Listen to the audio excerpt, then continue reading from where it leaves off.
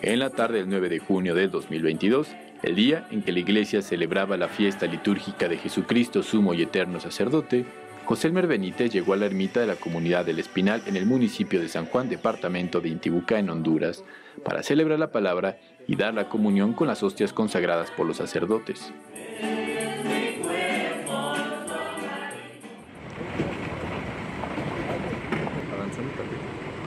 En el Espinal viven cerca de 60 familias esparcidas por la montaña. Viven del cultivo del café y del maíz, la crianza del ganado vacuno, porcino y la avicultura. Solo cerca de 15 familias son las que asisten todos los jueves a la celebración realizada por los laicos, ya que no cuentan con un sacerdote. Y es precisamente Elmer quien fue designado desde hace 2 años ministro extraordinario de la Sagrada Comunión para atender las necesidades pastorales de la ermita consagrada a Santiago Apóstol. Tomas de mensajeros a los... Alrededor de las 5 de la tarde comenzó con la paraliturgia. Al momento de la distribución de la comunión, abrió el sagrario. De inmediato notó que el corporal que envolvía el copón de madera mostraba manchas grandes que parecían sangre humana. En ese momento pensó que se trataba de la sangre de Cristo. Me encontré con esa maravilla, con ese regalo de Dios para toda la iglesia. Y el regalo más grande en mi vida, pues, yo impresionado en ese momento. Cuando abro el sagrario, vi esa mancha roja. Yo dije, mi primera ilusión fue la sangre de Jesucristo. Pensé no sacarlo en el momento de impartir la comunión, sino dejarlo en el sagrario. Saqué únicamente el copón, lo puse en mi otro corporal que siempre pues ando en mi mochila, 1, 2, y lo expuse en la mesa pues para impartir la comunión, como todos los jueves. El ministro de la Eucaristía siguió con la celebración de la palabra, distribuyó el pan eucarístico, pero seguía pensando en lo que acababa de ver en el sagrario. Antes de concluir la paraliturgia, durante los avisos parroquiales, Elmer preguntó a la asamblea si había visto alguna filtración de agua en el templo o si alguien había ingresado antes a su llegada. Él quería cotejar que nadie más que él había manipulado el corporal. Se llenó de valor y les contó lo que había visto.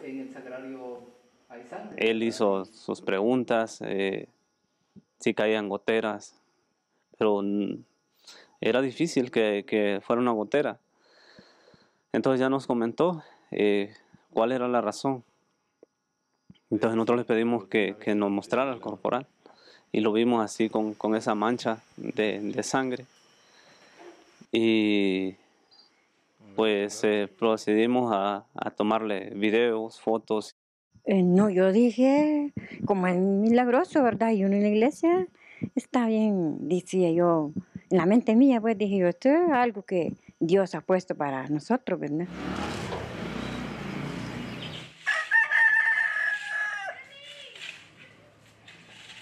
Al día siguiente, el padre Marvin Sotelo, el padre Oscar Rodríguez, misioneros del Sagrado Corazón de Jesús, fueron a la comunidad del Espinal para corroborar lo que el coordinador parroquial les había dicho por teléfono. El padre Marvin metió el corporal en una bolsa de plástico con el cierre hermético. Custodió la muestra en su casa parroquial hasta que se lo entregó al obispo 2 días después. Me encuentro en el municipio de San Juan del departamento de Intibucá, en Honduras. A mis espaldas está la iglesia de San Juan Bautista, sede de los misioneros del Sagrado Corazón de Jesús. Ellos se encargan de administrar pastoralmente 47 zonas, una de ellas donde ocurrió el signo eucarístico. Pero es precisamente aquí donde se tiene resguardado, al que EWTN tuvo la exclusiva de conocer.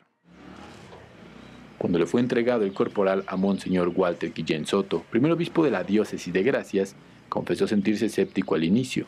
Por eso mantuvo el legado en su capilla durante un tiempo, mientras decidía qué hacer con él, sin perderle el respeto.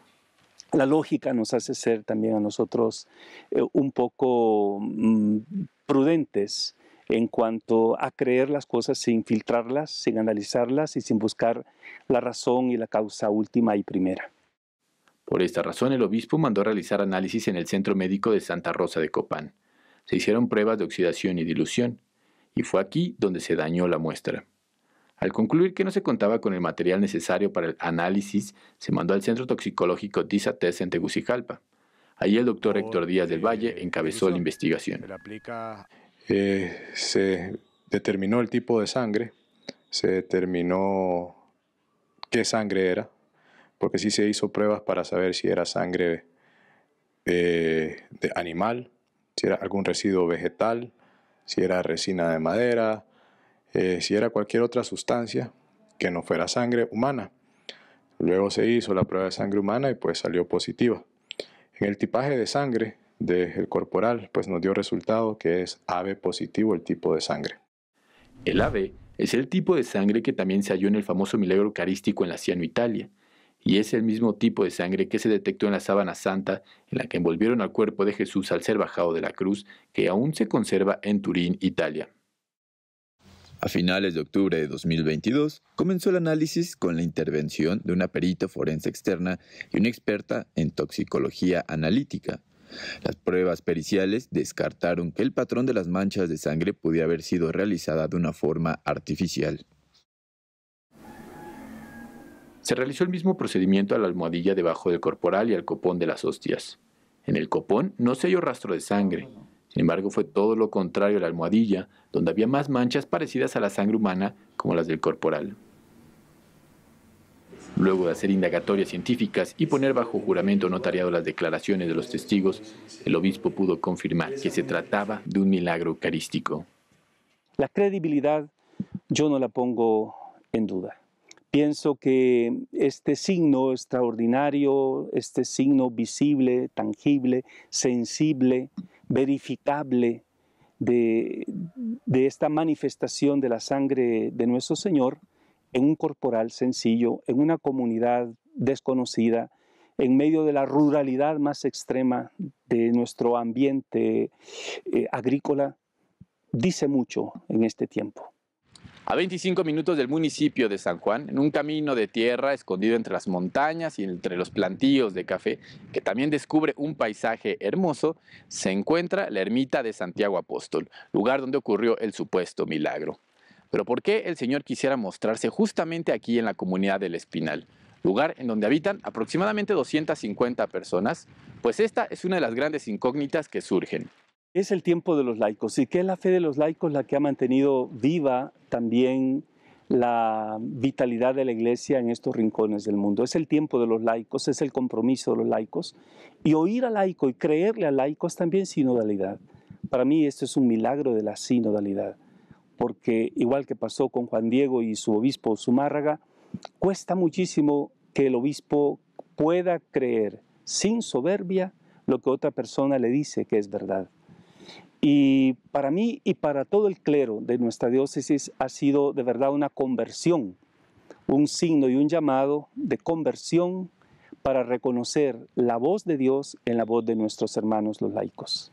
Mira, yo me he hecho muchas preguntas, los porqués y los para qué de esta situación, de este milagro, de este acontecimiento divino.